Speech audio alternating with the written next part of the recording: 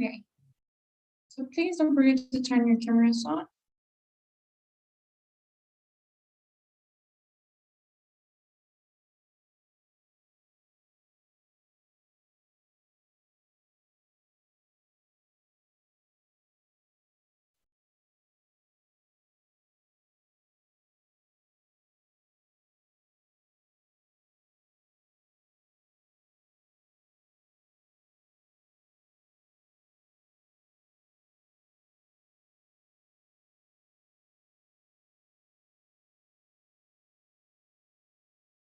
All right, guys. So today we're going to continue with the listening section. Our last two classes, we've been working on conversations, which was the first part, the first type of task that you get in the listening. And today and tomorrow, we're going to be working on the lectures, okay? So remember, you have the two of them. You have conversations and you have lectures. The number of lectures you have, we said 3 or 4, depending on whether you have the extra task in the listening or not. These lectures are usually a little bit longer than the conversations, so they are 3 to 5, sometimes even 6 minutes long. And this time you will have 6 questions per lecture. Okay, remember that a lecture is not basically a university class, right?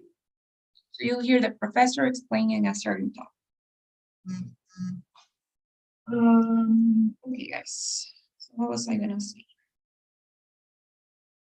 Now, honestly, the best thing we can do here to have, for you guys to have a good score in the listening section, the best thing you can do is always going to be understanding the structure of the lecture.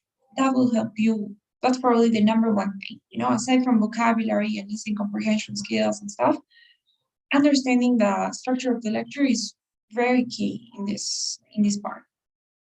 So what do I mean by that? In this lecture, you will hear the professor explaining a certain topic, a certain idea. Obviously, you will have a short introduction in the beginning, usually the first 30 seconds, where the professor will tell you what the main topic is, maybe a definition, maybe an explanation, maybe an overview of the structure. But then what happens, we cannot say exactly how it will be. I cannot tell you this is the structure of every lecture because it's different every time. But basically, the topic will be broken down into different subtopics. So you can have different types of organizational styles, but you will always have more than one subtopic. So if we're talking, for example, about art, maybe you will have a definition of art and the history of art. So you have different subtopics: Western art, Renaissance art. Okay. And in the lecture, you will be having a lot of facts, examples, details, theories, many different studies and research and stuff. So you will have a lot of details that you need to be aware. I want you guys to take a look at some examples. All right, so we're going to be starting by analyzing a few of them.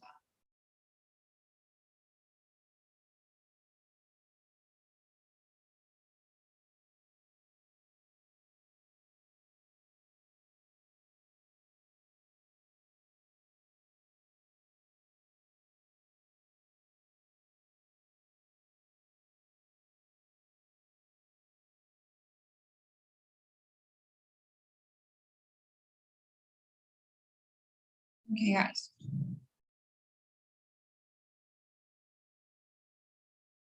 So for example,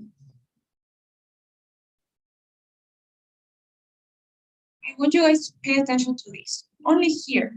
I'm gonna play the introduction. I just want you to hear, don't take any notes yet. Listen to part of a university lecture by a professor in the College of Fine Arts.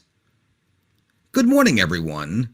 Today I want to start with a look at perspective, visual perspective. First, we'll look very briefly at the kinds of perspective, and then we'll look very quickly at its history in art. Just in case you don't know what we're discussing, perspective in art is the way that artists represent three-dimensional objects on the two dimensions of their canvas. There are Okay, that was the introduction of this lecture. Here we have the transcript. So what do we have in the introduction? First of all, we have a greeting, right? The professor says, "Good morning, everyone." And then he says, "Today I want to start with a look at perspective, visual perspective." So what is that? Why is the professor saying that? They are going to talk about perspective Yes. in the artistic context. Exactly. So basically, that is going to be the main topic of the lecture, right? This is what they're going to talk about, as you said. So this first part is the main topic. Now, this second part is really interesting and it's key. It says, first, we look at briefly at the kinds of perspective, and then we look very quickly at its history in art. Now, what is that?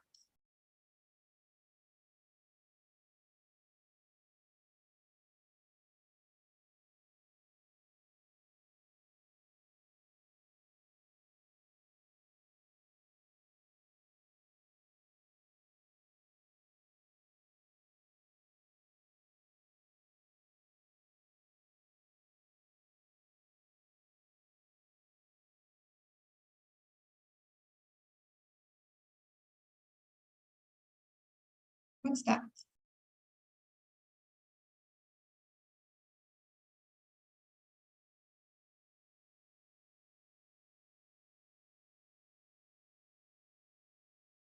Anyone? Ideas?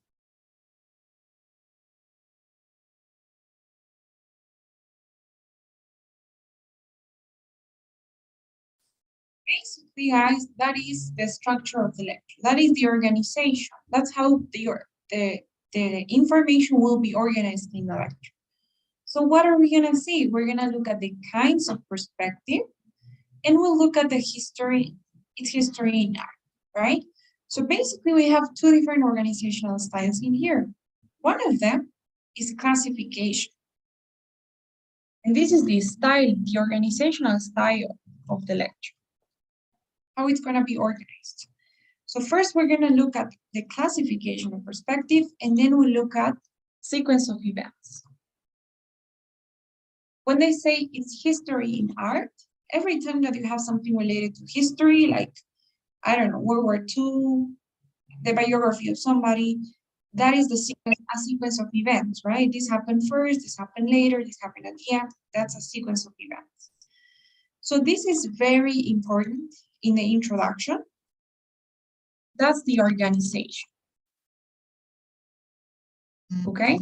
If you guys, when you hear this part, when they say, okay, so first we're gonna look at this and then we'll look at that. When you hear that, the moment you hear it, you become an active listener because you already know what to expect. You know that in the first part, you need to be paying attention for the types of perspective, type 1, type 2, type 3. And then you know that you'll have to be paying attention for the sequence of events. What happened first, what happened later, how it emerged. Basically, if you know that it's about the history of perspective, then probably the origins of perspective in art, how it was spread, maybe how it is used right now, right? That is the history that you can imagine. So you already know what to expect. You become an active listener and you're going to be paying attention for specific things. You're going to have like, when you hear the word like the first type is, that's a red flag. You already know that you're looking for types, right? So that is really important. And then we have one more thing, which is this. It says, just in case you don't know, perspective in art is the way that artists represent the three-dimensional objects into the two dimensions of their canvas. This is a definition, right? The definition of the topic. You won't always have a definition, but you will always have some context. So sometimes the professor asks a question. So does anyone know what perspective is? And somebody gives the answer. Sometimes the professor gives an example. So maybe have you seen or can you see that painting? That's perspective, right? That could be an example. Or sometimes the professor even tells a joke, right, about perspective. But basically, you always have that in the introduction, okay? The topic and the context, and sometimes a little bit about the structure. My best tip is please, when you're listening to the introduction, that is the first like 30 seconds, Don't take any notes, focus on understanding. Okay?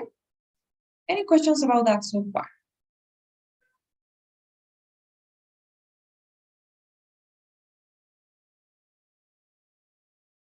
Okay, guys. Now, second thing, I want you to pay attention to this lecture. Don't take any notes. I want you to, I'm gonna show you the transcript and I'm gonna play the lecture. And I want you to read the transcript and play and listen to the lecture at the same time. Okay, so that you see where we are. I'm gonna play.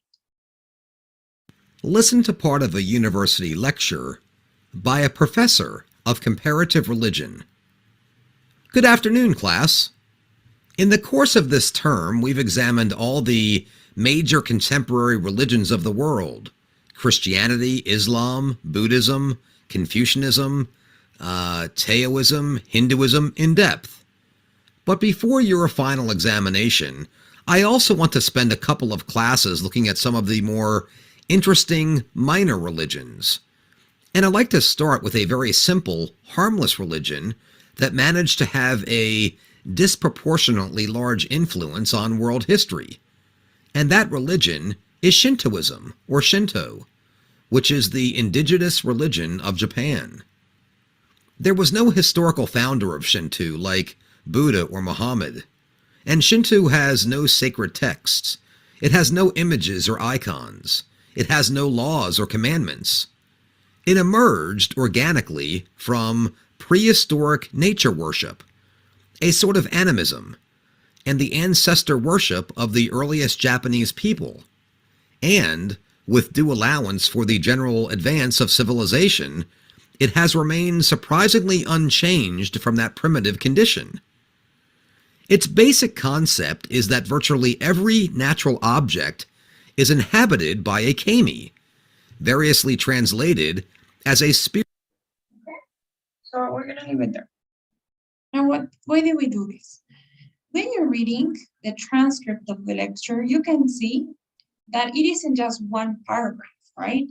You have different paragraphs. You have paragraph 1, 2, 3. This was the introduction, paragraph 1. But then, it's like, aside from the introduction, each paragraph that you can read talks about a different idea, right? Paragraph number 2, what is it about?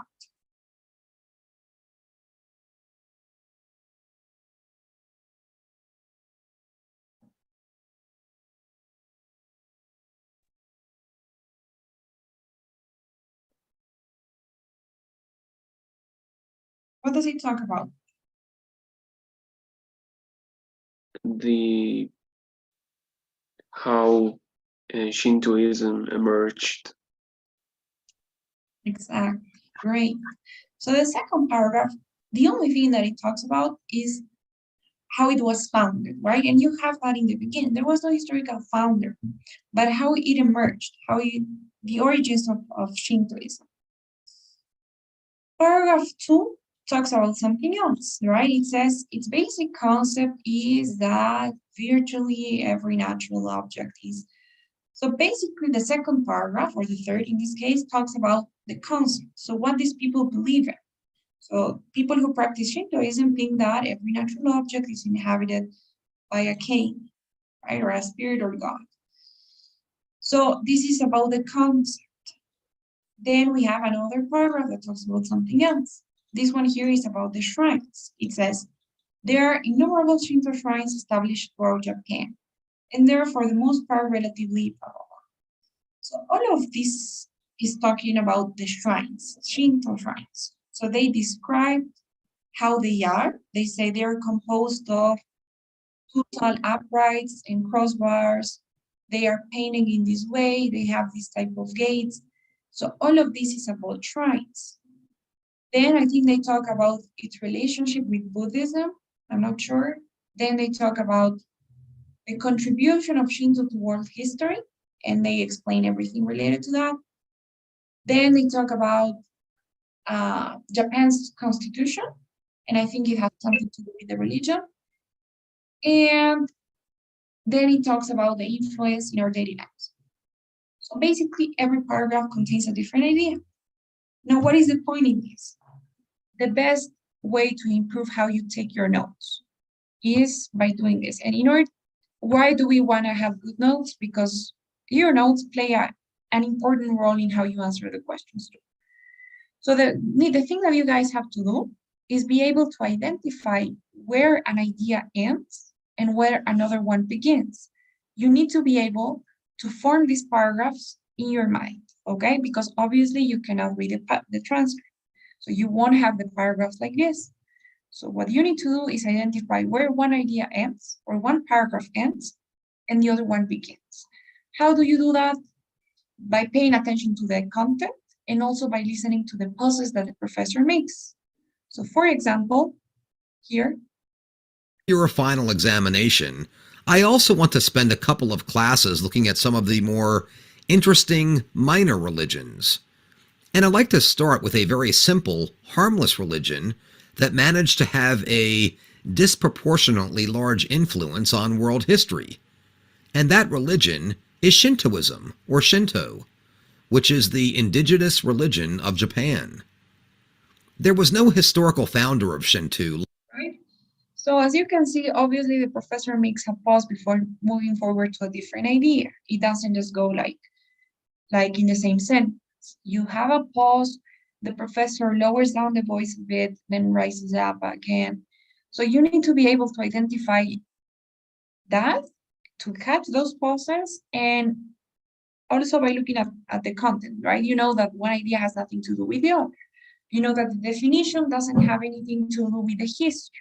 You know that that's not related to the concept or the shrines.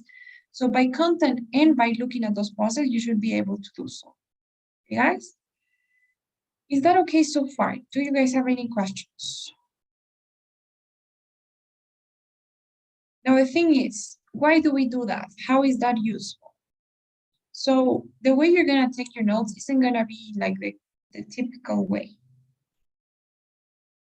Look at this.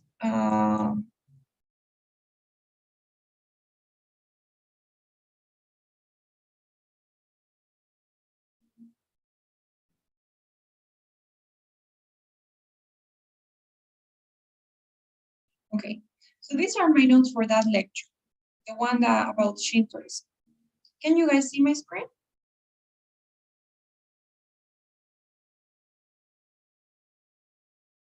Yes, okay. So I think I'm gonna have to keep it like that.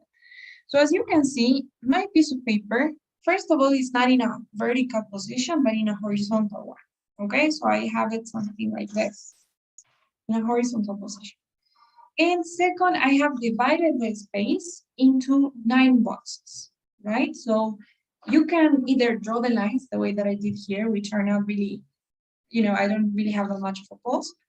Or if you want, you can fold the paper, that's fine as well. So you can literally like just fold the paper into 3 first, the way that I'm doing right now with this paper. So, and that's gonna create a division, right? I have 1 space, 2, and 3. And same thing, you can do it horizontal. So you can do one of those two, either draw the lines or fold the paper. But why do we do this? So that your notes are organized. As you can see, in each box, then I have something different. In each box, I took notes about a specific point. So in my first box, I have something about the introduction. Not only the introduction, I mixed it with the I don't have anything for the intro, right? This is just the origin, how it emerged. In the second box, I have something related to the concept. So I have everything that's related to the concept. There are some words that I couldn't quite understand because maybe if this is about a Japanese religion, I'll have Japanese words, I'll have, I don't know, maybe words from another language or maybe words that I just don't know. That's fine as long as you take notes on them because like what's kami, right? Then I have notes for the shrines. This is about Buddhism. This is about the contribution from Shinto to world history. This is also about that, and this is the influence in our daily lives. So, as you can see, every box is only about one idea, one paragraph, we could say, right? And that's what you guys need to try to do. And this just takes practice. You're not gonna do it perfectly in the first try. but the more you practice, the better you get. So this is really important. Why? Because the questions, they tend to go in order. That means that question 1 will probably be about the introduction, Shintoism. Question 2 is probably gonna be about how it emerged. Question 3 will be about the concept, probably. 4 about shrines, 5 about the world history, and 5th, daily life. So not necessarily this way, but sometimes. And when you have your notes organized, then when they ask about the concept, if you see the word kami in the options, then it's more likely to be the one than if you see the word Buddhism, right? Or if you see the word shrine, because you know that shrines that are not related to the concept. So when they ask you about why does the professor mention kamis, then you know that the answer will be to explain the concept of Shintoism. And if you have options that are like to explain how shrines are, to explain the relationship between Buddhism and Shintoism, or to explain the contribution to world history, you know those are not going to be the ones, because the word kami is mentioned when we were talking about the concept, okay? So organizing your notes like this, believe me, it's going to help you big time, okay? And honestly, you know, I've been doing this for a while, and this isn't the only way that I've tried. When I was preparing for the test, I tried many different ways of taking notes. You know, I did of course, I did the normal way. Let's say I'm going to share my screen. So what happens is, or what I found was that, for example, if you take notes in the typical way and you have your vertical paper like that, like this, then what we tend to do is we start taking notes here and we try to have them organized, but then they start getting mixed, right? Because we're so rushed, we don't even like have something in line. It's just like that. And then we run out of space and we continue here, right? And then if we run out of space, then at least what I did was to continue here and there, every place that I found some space to have my notes. And at the end of the day, it was all mixed. And since your notes aren't supposed to be full sentences, but instead only keywords, if you have the word KB and then the word shrine and then the word, no, I don't know, history, you don't really know the relationship between the words because they're just keywords, they're not sentences. So it's easy to get confused. You don't understand where one idea ends and the other one begins. So I've tried many different ways of taking notes, and this is the best one I found, not only for me, but also for some students that I've worked with. Okay, so I really recommend that you guys at least try it out. Of course, you can experiment it with it yourself. You can work with different ways, but you will see the difference, you know? So any questions about that? Do you guys have any questions so far? Is it okay? Are you ready to practice that?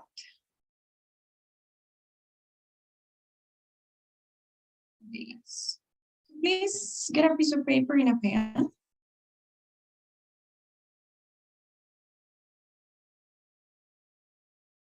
And try to divide your paper like I told you to, right? So 9 boxes is usually more than enough.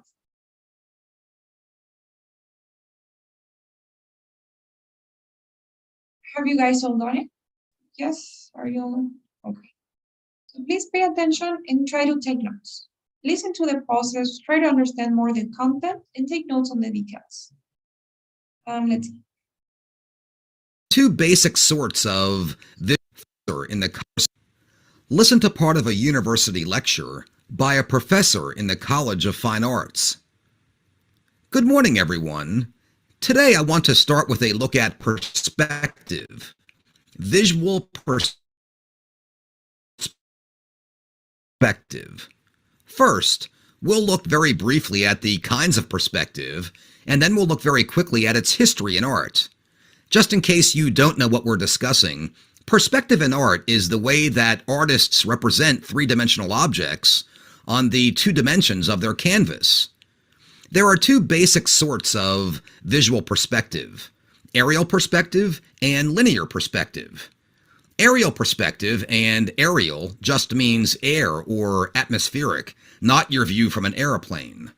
Aerial perspective is the way that the atmosphere affects how we see things, especially distant things.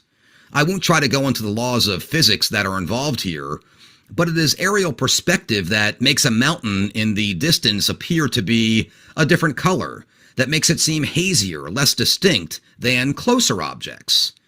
These are effects that realistic artists attempt to reproduce carefully and that impressionists use to create their own effects. Just think of many of Turner's landscapes or cityscapes like his Ditto building Carthage to get an idea of how the air can affect what we see. Another perspective, linear perspective, is the way that things seem to get smaller the farther away they get. A classic example of this is the way we perceive railroad tracks or a line of telephone poles running away from us. They seem to get smaller and smaller as they recede, until they vanish in a point on the horizon. And this point is appropriately called the vanishing point. This effect happens whenever there are parallel lines like the two train tracks or the tops and bottoms of the telephone poles. Now, an object or a scene may have more than one vanishing point. A cube, with one of its faces squarely perpendicular to us, has a single vanishing point, directly behind it and on the horizon. But a cube with one of its vertical edges facing us has two vanishing points instead, one for the right-hand face and one for the left-hand face. And these points are off to the right and left respectively, on the horizon, where the parallel lines of the faces seem to converge. And then, if this same cube is viewed from somewhat above or below, it will have three vanishing points, one to the right, one to the left, and a third one behind it and below or above the horizon. This is easy to visualize if you look up at a corner building from its street intersection. You can look down one street to see the right-hand vanishing point, look down the cross street to see the left-hand vanishing point, and then look up along the corner of the building to visualize the third vanishing point. These kinds of perspective are easy to see if we view geometrical shapes or man-made structures. But of course, natural scenes don't have any sets of parallel lines, so they have no vanishing points. But that doesn't mean that they don't exhibit perspective. The laws of optics were not understood at all in early Western art. Artists recognized the effect, of course, but they were unable to figure out how to represent it accurately. From the paintings inside the Egyptian pyramids to the illustrations in medieval Christian churches, nearer people were simply drawn larger, or drawn lower in the picture, or drawn so as to cover the people farther away. There was no real understanding of how the physics of perception worked. They never got a grasp on the idea of the vanishing point. And then came the Renaissance, the rebirth of learning and the sciences. This was a hotbed of scientific thought. Da Vinci, Galileo, Newton, and Filippo Brunelleschi. Brunelleschi was a 15th century Florentine architect who conducted several optical experiments and discovered the rules of perspective. With what he learned, he drew a very accurate picture of San Giovanni Baptistry in Florence, and then he made a small peephole in the middle of it. He carried it into the street and amazed all his acquaintances by having them look through the peephole from the back of his picture. First, at a mirror which reflected the image into the viewer's line of sight. Then, Brunelleschi would quickly withdraw the mirror, leaving the viewer peeping at the real baptistry, whose perspective had been replicated perfectly. Other Italian artists, notably Donatello, began using Brunelleschi's methods for accurate linear perspective, and his ideas soon spread throughout Europe. The development of effective aerial perspective, on the other hand, was developed by the Flemish and Dutch masters of this same period, and can be seen at its best in works like Jan van Eyck's The Virgin of Chancellor Roland. But that's another story.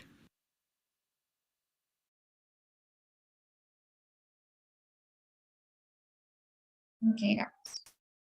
So how was that? Can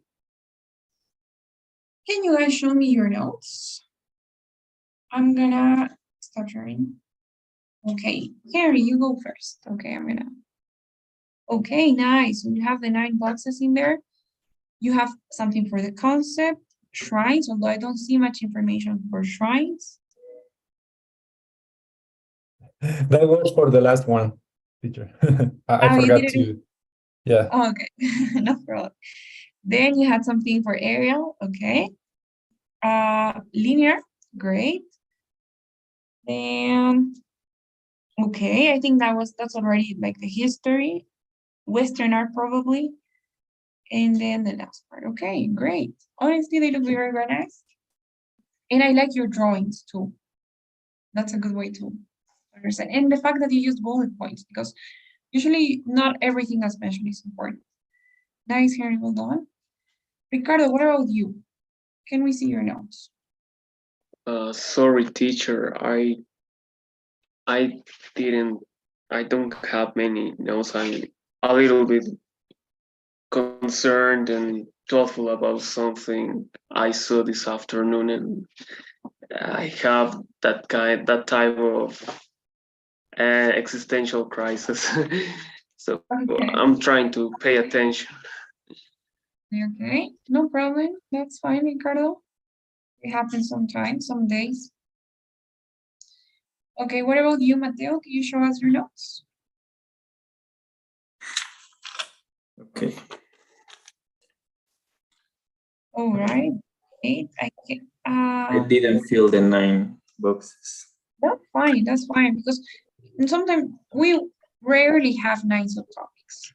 Those, like, usually it's from 5 to 6, 4, 5, 6 subtopics, and the other ones are just in case if you run out of space. But great. I can see the subtitles, some of them. Okay, that you have Renaissance, Donatello, Optics, Aerial, Linear. The thing is, like, for example, in Aerial and Linear, you have them in the same box, right? They should be in different boxes because they were 2 different subtopics. But still, even if you don't have them in the same box, you haven't mixed information. So it's fine. In both Aerial and Linear, they mention examples of each one. Maybe that information would be good to have. Okay. Usually, as you practice, you're going to see these because the types of structures are similar most of the time. So when you have classification, types of something, you always have examples, always. So it's like the types of pollution, and then you have air pollution and an example, always like that. If you have comparison, you have similarities and differences. If you have advantages and disadvantages, you have that. Sometimes you have sequence of events, and in that case, you have a lot of dates, a lot of names. There are many. We're gonna see that. Evelyn, what about you? Can you show me your notes, please?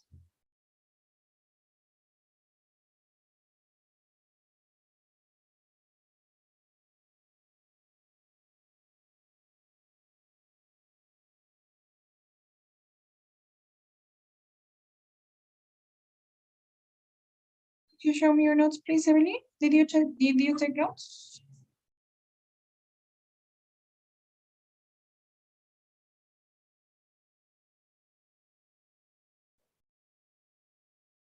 Yes, ma'am. Okay. Yes, I think so, right? Because your camera is frozen sometimes. Okay, guys, no problem there.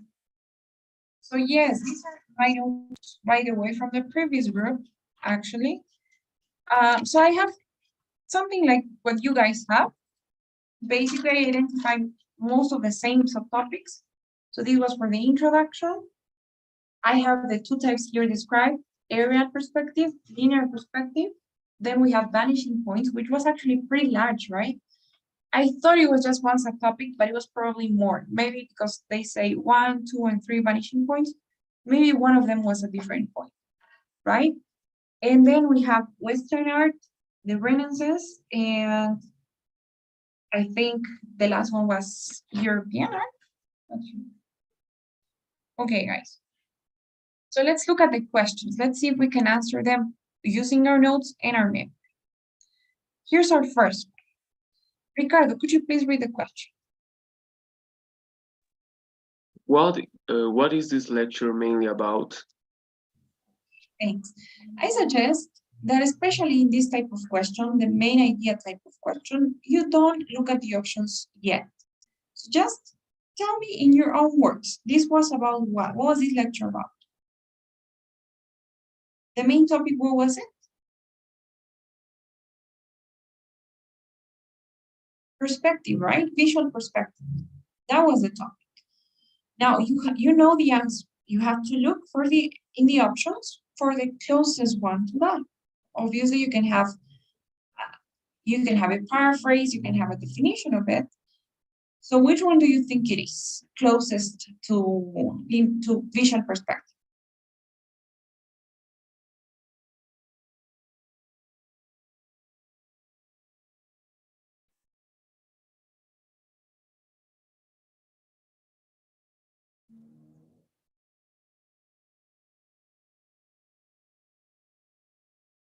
Okay, Mateo says C, Henry says B. Who else? Okay, guys. So let's think about it. The first one, I think, totally out of context, right? It says an interesting observation. An interesting observation would be something maybe that the professor observed and that was commenting to their students. But that wasn't what this was about, right? It was the explanation of something. It wasn't an observation. Now, option C, for example, says an artistic viewpoint. This is really tricky. Why? Because the word viewpoint is a synonym of the word perspective, right? So you may be like, oh, that's a synonym, it's C. But what happens? We need to read everything, and it says an artistic viewpoint. So an artistic viewpoint would be the perspective of an artist, right? Viewpoint is perspective in the way that opinion, right? I can tell you, so what's your viewpoint? What's your opinion? What's your perspective? But it's not referred to visual perspective. This is an opinion. So an artistic viewpoint would be like what an artist thinks about something, maybe an artistic viewpoint on capitalism, right? So what artists think of capitalism, that would be an artistic viewpoint. But this was about visual perspective. So although the word viewpoint is a synonym of perspective, it's not in context with what we saw. We saw perspective, visual perspective, right? How we see it on paintings and stuff. We didn't see an opinion of somebody. So it isn't actually C. And option D says a historical evolution. They do talk about the history of perspective, although that wasn't the main idea. That evolution, maybe, but this is part of the lecture. This wasn't the main idea. We already know the answer, that it's visual perspective, right? So what is visual perspective? According to the definition we had, was the way that an artist represents a 3D object on a 2D canvas, right? That was visual perspective. So what is that? When you represent something that's in 3D on a two-dimensional canvas, you are dealing with an optical effect, right? Because you're looking at a canvas and it's like the painting of a building. You can see that it has perspective, that it has depth, that there's a difference between sizes, although it's not really, right? It's a 2D object, it's a canvas, but you can feel, you can have the sense of the 3 dimensions of the object. So that is visual perspective, right? An optical effect. So option B will have to be. Is that okay? Do you guys have any questions about this one? Okay. Now the second one says, which is a characteristic of a realistic landscape paintings, of realistic landscape paintings. So take a look at your notes. Do you have anything about realistic landscape paintings?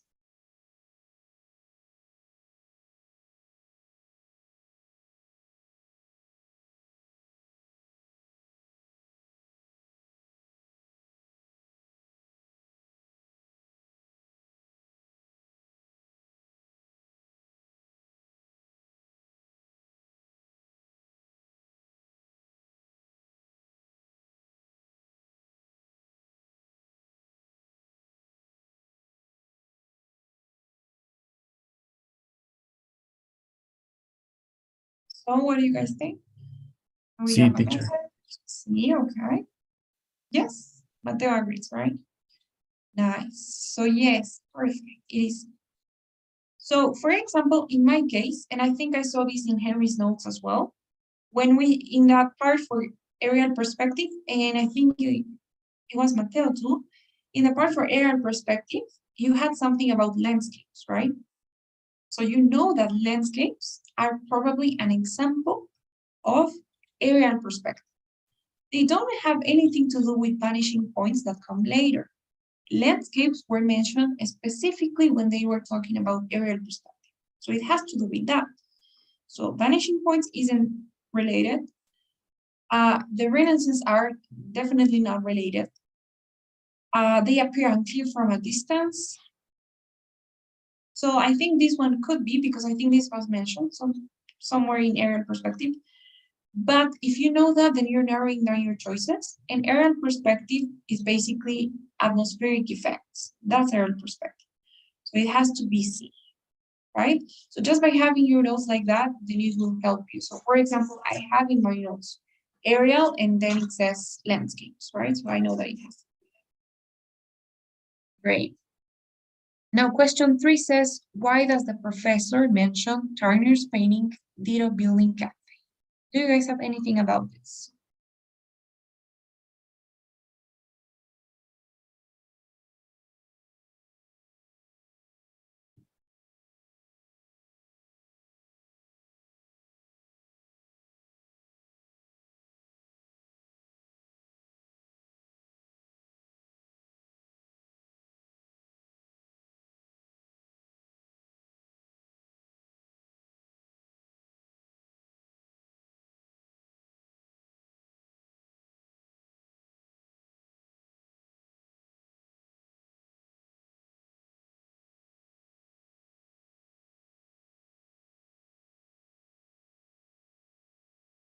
What do you think?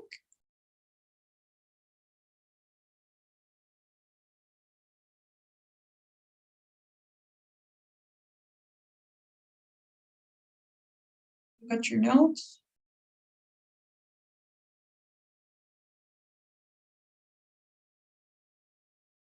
The teacher. E.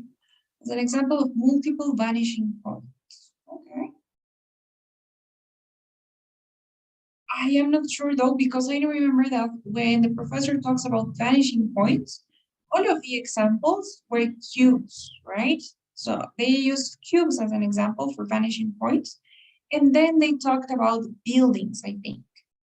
So I'm not sure if this painting was used for an example of vanishing points.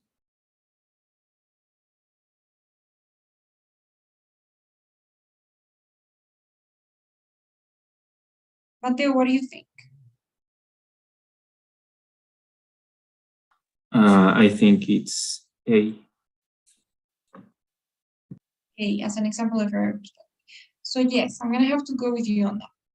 It is say, I have personally landscapes Ditto building, and that is in the aerial perspective box in my notes. So I think it was mentioned as an example for aerial perspective. They both, I mean, the ones that gave the examples we had, the paintings examples we had for in the lecture was for aerial and linear perspective. That's what I remember. So the only paintings that were mentioned were for aerial and linear perspective. And in my case, I have Ditto building for aerial. I think it's gonna have to be A. We're gonna see. Now question 4 says, according to the professor, why was the Renaissance conducive to art?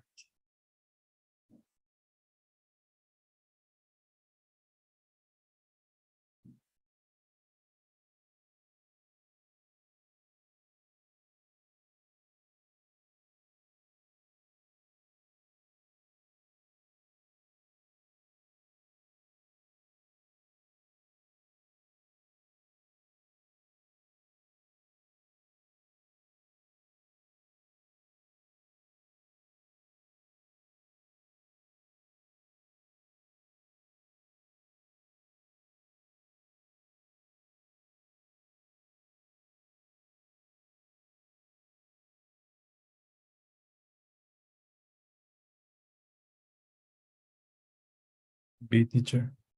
Okay. Yes, do you guys agree?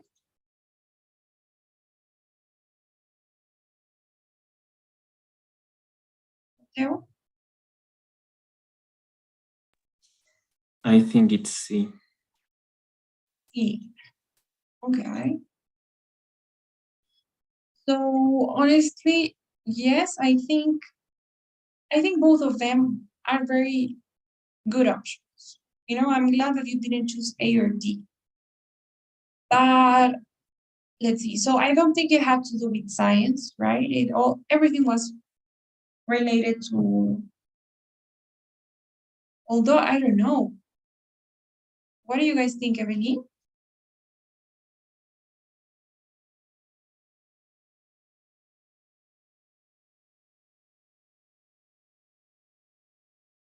Yes, Evelyn?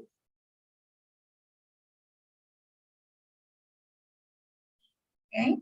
So what I remember, honestly, is that during the Renaissance, because there's a comparison, right? First, it comes Western art, and they say that they didn't understand anything about perspective, and they basically just draw based on like how they felt and so. But there was no science, they said, in their paintings when speaking or when it comes to Western art. But then during the Renaissance, they started experimenting and trying to mix science uh, with art, right? I think that's what I understood from that part. And I think that's where perspective really was created. But this artist, I don't remember his last name. It was Bruno Tel or Bruno something. I don't know. So I don't know. Let's go for B or I don't know. Somebody said C too, right? I'm not sure about either of that. Okay, we're gonna see. We're gonna check. Finally, we have question 5 that says, foreshortening is a way of representing an object so that it conveys the illusion of depth, and its success often depends upon a point of view in which the sizes of near and far parts of an object contrast greatly. Foreshortening is an instance of what, or an example of what? So what was it that talked about depth, that talked about sizes of near and far parts of an object? What was the answer for the last question? So I believe it is A, because they talked about how they applied science into creating the theory for perspective. So I would say it's A. I think A and C could be plausible choices, but I believe it's A, because the Renaissance itself didn't debunk earlier theories of perspective, right? It was one artist. So I think it will be A. But we will see. We're going to check our answers in a bit. Now, what do you guys think about this question? So foreshortening, which is basically representing an object, conveying depth, and contrasting nearest and farthest parts of an object, is an example of what? This was the artist, Brunelleschi, Italian, right? So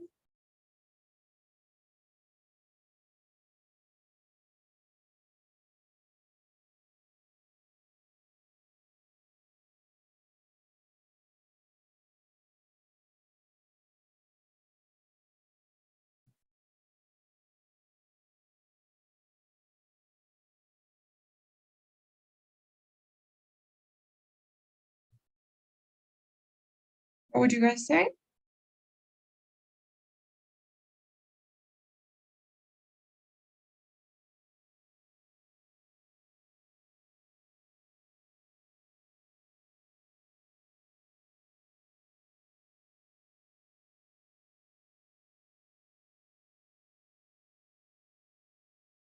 So what, do you have anything about sizes, anything about how far away or how close an object is, or anything about depth in any of the subtopics?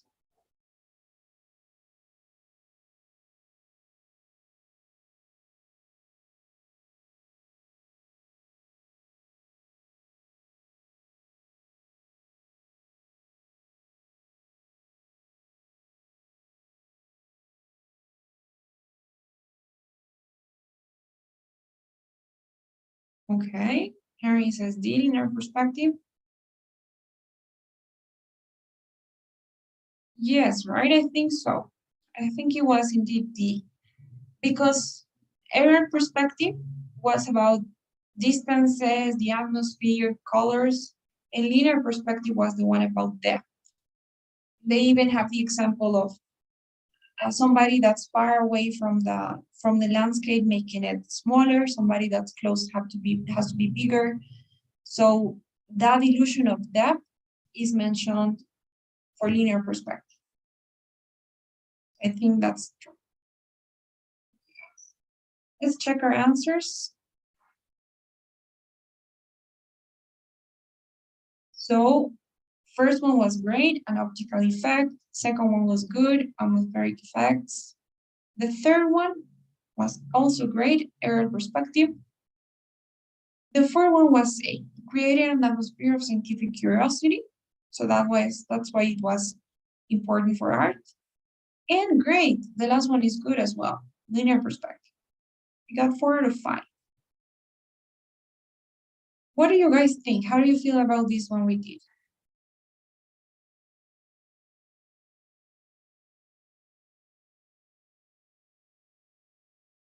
Oh, how are you feeling so far about the lectures? They're probably a little bit harder than the conversations, right? Anyways, tomorrow we're gonna be practicing, so we'll do a couple of lectures. And before you go, guys, I'm gonna call attendance. So please give me a second. Do you have any questions in the meantime? Is everything clear? Do you have any questions, anything, any comments, anything about today's class?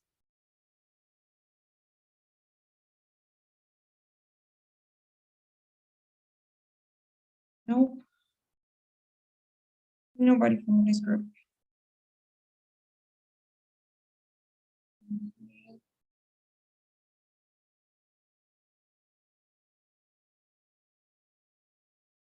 Okay, guys. So we have Ricardo today. We have Henry. We have Phil. We have me. Right, nobody else.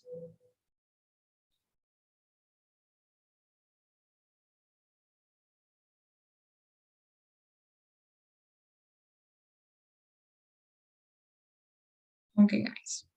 By the way, I'm gonna send you that also, the link to the presentation, because I didn't send it to you. And I'm gonna send you the link for that website that we've been practicing with. Honestly, from all of the websites that I've seen for the listening section, I think that that's one of the best for lectures. Conversations, I haven't really tried it, but as long as lectures go, they are really close to what you see on the TOEFL test. I didn't use an official website from the ATS because they don't give you the transcripts, so I wanted to show it to you, all the paragraphs and stuff, and that's why I used this website. But tomorrow we can practice with some official practices too. Okay. So let me send you these 2 things. First, this is a link to the website. You have like 60 lectures in there. There are many, plenty of them. And I'm gonna send you the link to the presentation.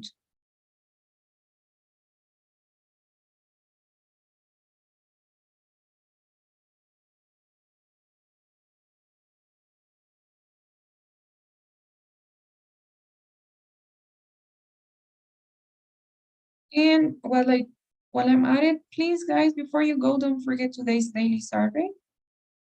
I just started it.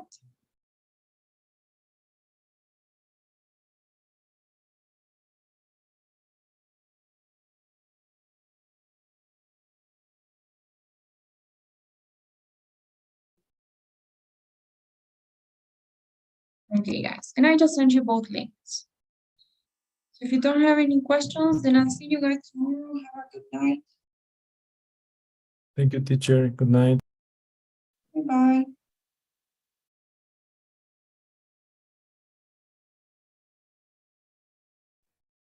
Goodbye, teacher. Goodbye, everybody.